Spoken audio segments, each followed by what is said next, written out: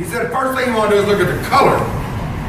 He said you can tell a lot about what you're drinking looking at the color. I kind of wonder why. And he said, explain that, you know, the color, the lighter the color, the lighter the bourbon will be in flavor.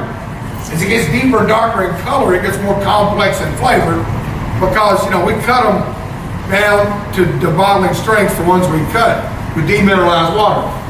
And once you bring it down to lower strengths, you dilute the color, the flavor, and the strength. So lighter colored ones are going to be lighter in flavor. That kind of makes sense to me. Then he said, next thing you want to do is look at the nose or the aroma. And Booker, when he explained it, when you stick your nose into that glass, part your lips. And I kind of looked at it and said, what? He said, open your damn mouth and smell it. Because if you keep your lips tightly closed, you're going to pull so much alcohol up in your nose that the alcohol will take over. So when I smelled that first glass, I said, damn, it made a difference. I got thinking, you know, in all my many years of drinking bourbon, I don't know if we smelled much of it. Me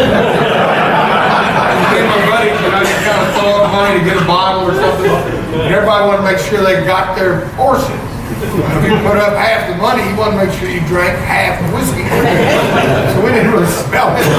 This is pretty much just throwing it back, making sure we get big drinks.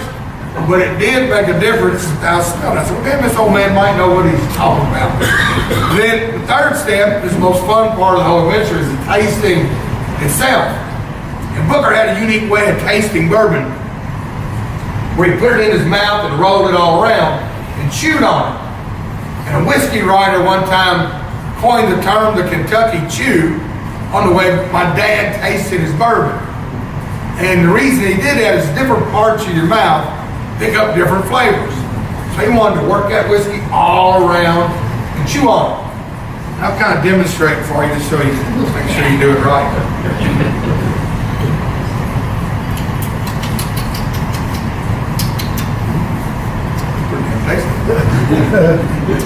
And then the fourth step is to assess the finish. That's the flavor it leaves behind after you swallow it. And I kind of thought, well, that's pretty cool what he does. So I always explain Booker's way of tasting. And when I talk about, you know, how to taste, I get that question all the time, all over the world. What's a proper way to drink bourbon? I said, any damn way you want to.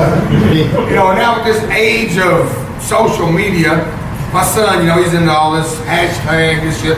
I thought it was a pound sign. I said, what the fuck? You know, he said, what you done, Daddy? So during Bourbon Festival, I did a little tasting at the house there and said, drink it any damn way you want to. They hashtag any damn way you want.